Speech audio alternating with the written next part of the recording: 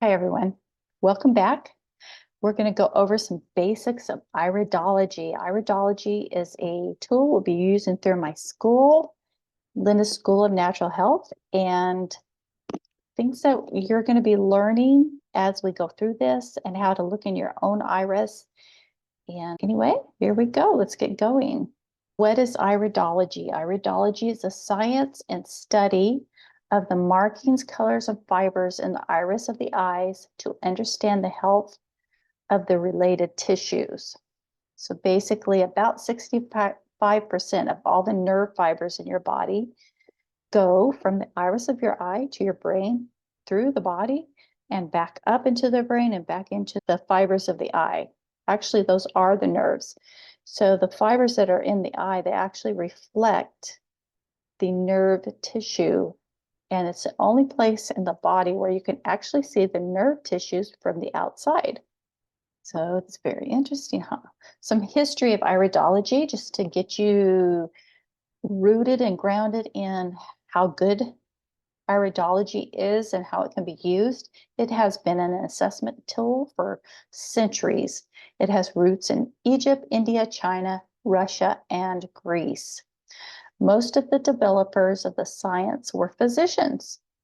Ignaz von Pesky, he lived from 1822 to 1911, was a Hungarian doctor.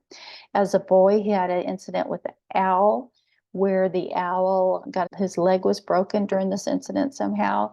And von Pesky saw that there was a dark mark that immediately showed up when the leg broke.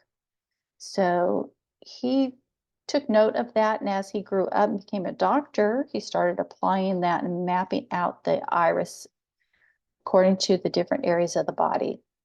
And as you can see, there have been many German doctors and Swedish doctors, different people that have continued and have done their own research, some being theologians, mostly medical doctors. In the 1900s, you have Dorothy Hall, Tony Miller, Henry Lawn, MD Henry Lindler, Bernard Jensen, and Robert Morse are some of the ones that I'm aware of. Bernard Jensen wrote the book that I studied from when I was going to school, and Robert Morse actually worked with Bernard Jensen. Actually, Bernard Jensen wrote a few of the books, one of them being The Chemistry of Man. He was a naturopathic doctor, a chiropractic doctor. He had a PhD. Robert Morse has a lot of history too, working in hospitals. I got most of my training from those two people, and we'll keep going. Anyway, Hippocrates was a naturopath. We know that our medical community takes the Hippocratic Oath, although I am learning that, or I have heard, I should say, that they don't have to take it anymore. I do not know. But I know that they, up until recently, have been taking the Hippocratic Oath to first do no harm. But Hippocrates was a naturopath. He would have never been okay with a lot of the things that are going on. Now, King Henry VIII, he granted what he called the Herbalist Charter. This was before we separated from England. So he felt that the medicine people should not be bothering the natural health people. He believed that the natural health people were more effective than the mainstream of his day. But anyway, he did not like what the doctors of his day were doing, and he basically wrote the Herbalist Charter to tell them to leave them alone. Now, in 1931, Congress passed the definition of naturopathy. So the same thing was happening at that time, that you had a big argument between those who were doing surgeries and things like that. They were arguing that the naturopath wanted to do surgeries and give medicine. They don't. A true naturopath does not give any kind of medicine. Everything is a natural order. So the Congress wrote the definition of a naturopath and said in this act of Congress that naturopaths can diagnose and practice of physiological and material sciences of healing. And then there's a whole list of the different things that naturopaths are allowed to do. Now, I'm very careful because The medical community has a lot of money and they go after people who diagnose or use their terms of diseases. Terms for diseases are really only names for a set of symptoms. For instance, diabetes. I would say you have blood sugar regulation problems because that's really what so-called diabetes is, a blood sugar regulation. And so we would look at it from that angle, and I would teach you how to heal that. Okay, so there are only two true colors of eyes, blue and brown. There are genetically mixed blue and brown. Green is not an eye color. Green is actually a blue eye with yellow toxins overlaying the top. So there are 272 known neuropeptides that are released from the hypothalamus when we have emotional reactions. So these neuropeptides that are released during our emotions cause toxins to change colors. Harvard has done a lot of studies on that, what these different colors are, how they relate to the different organs of the body, and why they show up in the eye the way they do.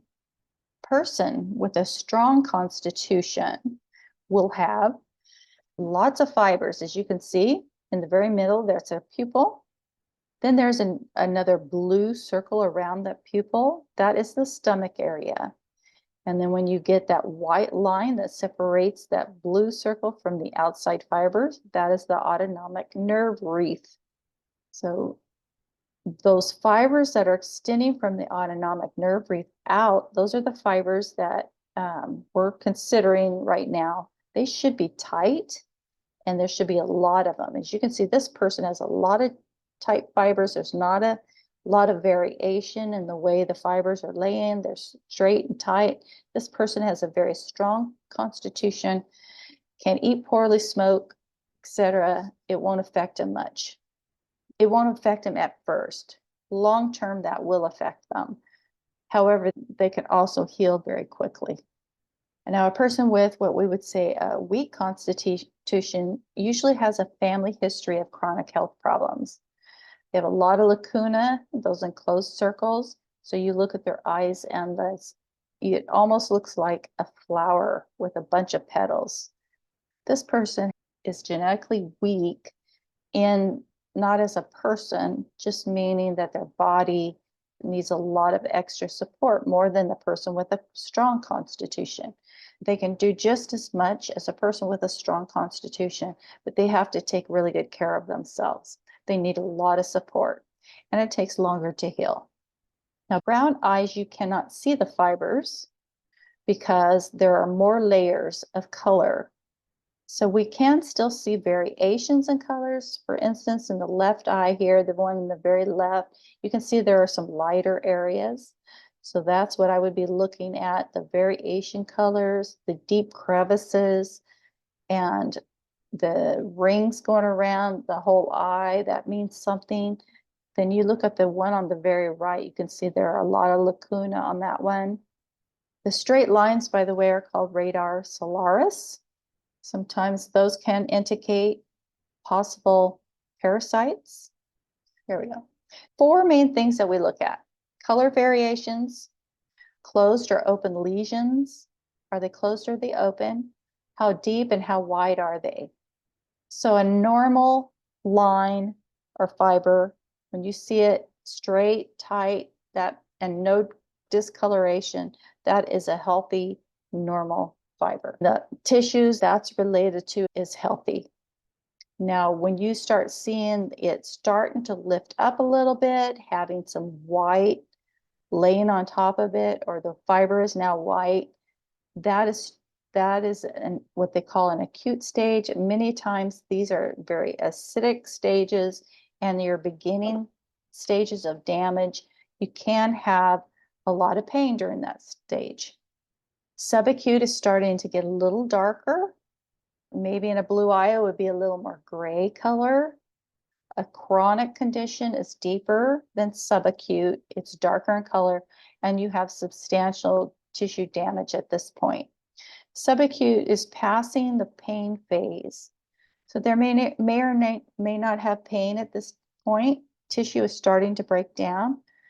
The body is breaking down in a chronic stage. There's probably no pain at this point. The organ is not functioning if functioning at all. And then you have the degenerative stage, very dark in color, tissue deeply damaged and possibly life-threatening. Degenerative stage is tissue destruction, tumors, etc., those kinds of things. And that's it. Thank you for tuning in, guys. We'll see you next time.